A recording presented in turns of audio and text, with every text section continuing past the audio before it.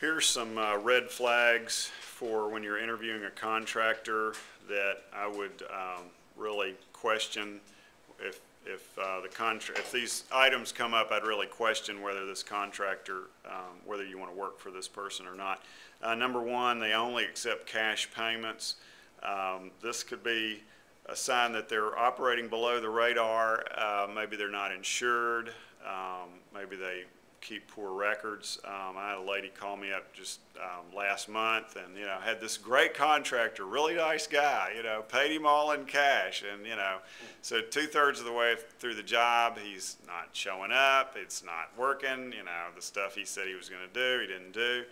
And the other problem is with subcontractors. Then he's probably paying those subcontractors in cash. Well, they could file a lien on your property, and like there's no record. And so you could be in a bad situation there. Number two, ask you to get the required building permits or say that a permit is not necessary.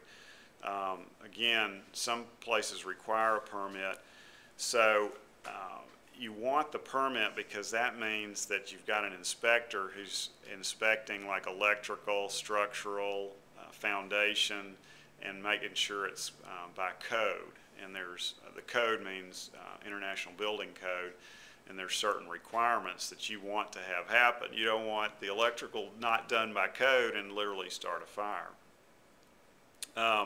Number three, if they don't have a business number in the local telephone directory, again, you may be in the middle of the job and you can't, it's like, where'd they go, So unfortunately that happens in the contracting remodeling business. They may be nice guys, but they may be doing this one week and then they're gone the next. Number four, pressures you for an immediate decision. I mean, you've thought about this thing for a long time. You probably thought about this for a couple of years, so you don't need to make an overnight decision.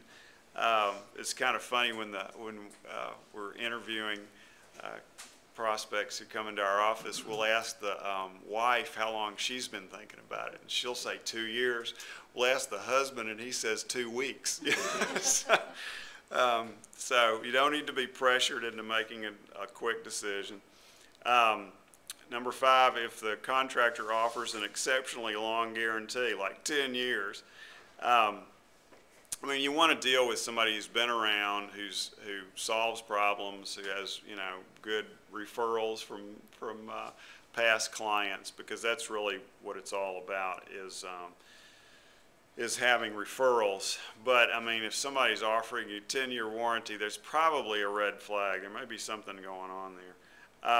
Number six, if they're asking for like most of the money up front or 50% of the money up front. Now, granted, sometimes like with kitchens, if you're ordering, really expensive cabinets, yeah, you may have to pay 40% of the money up front because you order them, they're yours.